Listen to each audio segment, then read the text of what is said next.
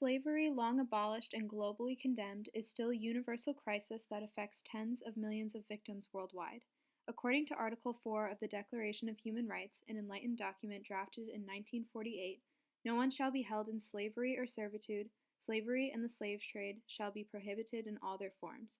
Though protections for individual rights have been enshrined in national and international law, slavery persists regardless. According to the U.S. State Department, slavery exists at any time a person has been recruited, transported, or compelled to work by force, fraud, or coercion. This exploitation most commonly occurs in industries that are labor intensive, low skilled, or inadequately regulated.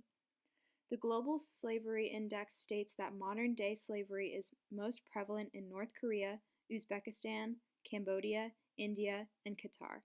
Slavery most commonly takes six forms: forced labor, debt bondage, human trafficking, descent based slavery, child slavery, and forced or early marriage. In this way, Enlightenment ideals have not been fully fulfilled in the modern era, as the contraventions that reside in child slavery, bonded labor, and forced marriages threaten the soundness of freedom of man and go against the protections for individual human rights.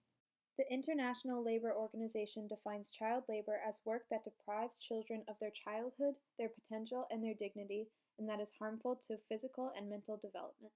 Children's labor rights are protected under the enlightened document entitled The Declaration of the Rights of the Child, adopted by the League of Nations in 1924, which states that states parties recognize the right of the child to be protected from economic exploitation and from performing any work that is likely to be hazardous or to interfere with the child's education. Though granted protected labor rights, these enlightened ideals are still globally violated. Although some may say child labor is exclusive to underdeveloped countries, child slavery happens in first world countries such as the United States. Farm workers in rural areas have found loopholes in labor laws, putting to work thousands of underage children, particularly in hazardous fields. The Afghan carpet sector is fertile territory for child labor, and the issue has failed to capture the attention of policymakers in Afghanistan. Working up to 36 hours per week, children as young as 6 years old are involved in the industry. Over half of all surveyed weaving households use children under the age of 17, and 35% use children under the age of 14. The cocoa plantations in the Ivory Coast often resort to the use of child labor to keep their prices competitive. Most of the children laboring on cocoa plantations are between the ages of 12 and 16, and even as young as 5. The children use large, heavy, and dangerous knives to clear forests and cut bean pods, which violates international labor laws. 40% of these children do not attend school. In Egypt, cotton co-ops violate child labor laws. The children's working hours far surpass the maximum 6-hour workday for which they must be employed under the child law. A majority of the children are between the ages of 7 and 12, and nearly all of the children whom Human Rights Watch interviewed suffered routine beatings with wooden switches whenever a child was perceived to be slowing down. In a victim account, an 11-year-old boy named Hamisi worked as a miner in Tanzania after being forced to drop out of primary school to provide for his family. Hamisi often worked up to 18 hours per day and nearly suffocated inside the pits due to inadequate supply of oxygen. The dangerous working conditions Hamisi faced violated the granted protected labor rights of children. Eritrea has the highest percentage of children enslaved in child labor. The government does not have a mechanism to coordinate its efforts to confront the worst forms of child labor in the country, and was additionally complicit in the use of forced child labor. In Brazil, many parents pull their children from school to work on coffee plantations. Children as young as 6 work 8 to 10 hours a day and are often exposed to health and safety hazards, from dangerous levels of sun exposure and injuries to poisoning from contact of agrochemicals. In Ghana, children represent 30 to 50% of the gold mining workforce and work between 12 to 15 hours per day. In this case, the problem of child labor is inevitable, as you cannot eliminate child labor in a community when the income of the family is so low. Forced labor, as defined by the International Labor Organization, refers to the situations in which persons are coerced to work through the use of violence or intimidation, or by more subtle means such as accumulated debt.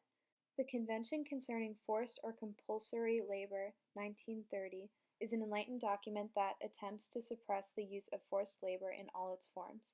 Despite its attempts to stifle this forced labor, it is the most common type of contemporary slavery, with 21 million victims worldwide, marking a global violation of Enlightenment ideals.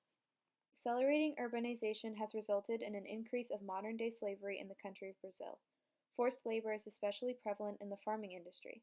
In a series of raids in 2016, federal police uncovered workers on cattle ranches subjected to bonded labor and forced labor to live in degrading conditions with no shelter, toilets, or drinking water. North Korea is the leading country of modern-day slavery, especially by forced labor. The North Korean government is largely responsible for the leading statistic as it exports forced workers to over 45 different countries, earning approximately $2 to $3 billion annually through exportation. Approximately 80,000 to 120,000 citizens are held prisoner to forced labor. Most of the 12 million workers in India's brick kilns are victims of bonded labor, though India officially abolished bonded labor in 1976. The industry is highly unregulated with many reports of abuse, and despite their numbers, the demands of brick kiln workers are often ignored by politicians. Pakistani kiln workers are not allowed to register with social welfare and labor departments that entitle them to certain rights. One Pakistani kiln laborer stated, "We can seek loans from the owners, but we cannot pay back because of our meager earnings and the high interest rates imposed on us." These workers are chained to the inhumanities of this destituted field of labor. In a victim account, Marie was a bonded domestic worker in Saudi Arabia. She described her experiences living in slavery. "The worst was that there was no rest. I slept for 2 hours a night. There was no going out and no days off. When the bosses were out, the house was locked. I soon learned that if we refused to work, the police would be brought in to make us work. Once I was slapped round the face for not ironing my employer's scarf properly." In this account, one can see the similarities to historical American slavery.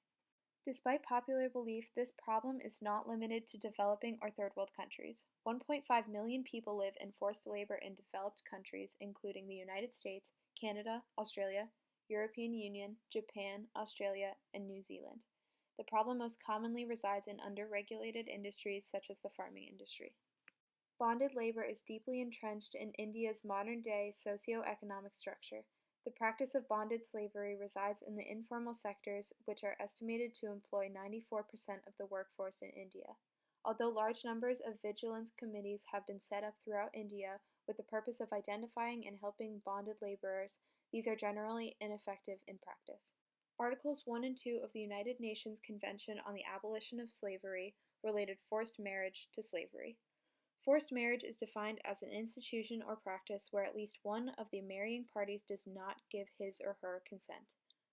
Article 1 and 2 state that no marriage shall be legally entered into without the full and free consent of both parties, and states parties to the present convention shall take legislative action to specify a minimum age for marriage.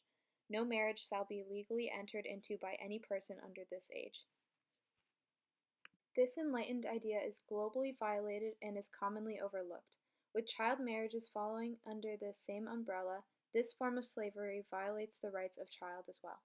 In Nigeria, 76% of the population is married before 18. It is the 11th highest nation in the world for child marriages.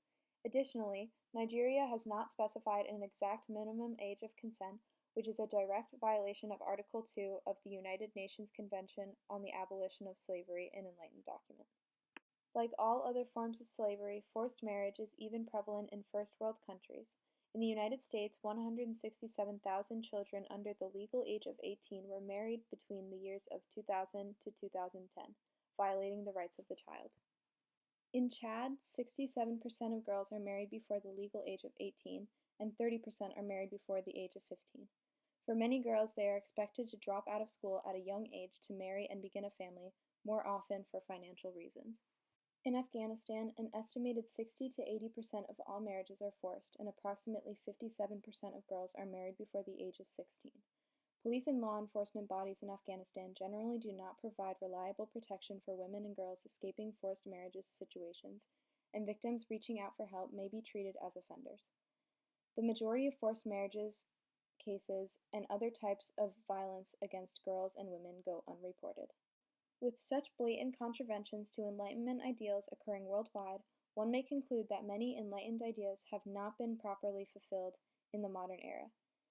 The violations that reside in child slavery, bonded labor, and forced marriages threaten the soundness of the freedom of man and go against the protections for individual human rights. In this sense, Enlightenment ideals have not been completely withheld in the modern 21st century.